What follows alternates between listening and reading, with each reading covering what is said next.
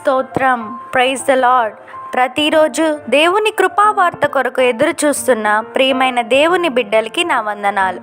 ఈ దినము పరిశుద్ధ గ్రంథంలో నుండి ప్రభు అయిన దేవుడు మన కొరకు ఇచ్చిన వాగ్దానం యెషయా గ్రంథము 59వ అధ్యాయం 21వ వచనం.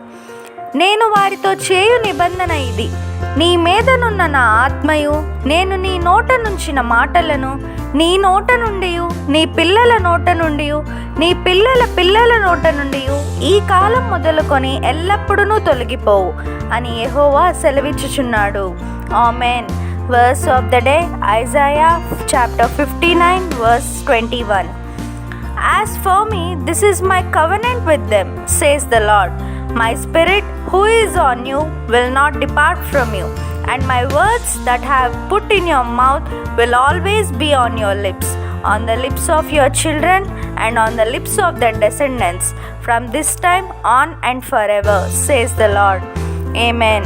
ప్రభు యొక్క చేయి ఎడతెగక మీకు తోడయుండునుగాక. సజీవుడైన దేవుడు ఈ వాగ్దానం విన్న మీ అందరికీ రెట్టింపు ఘనత కలుగు చేయునుగాక.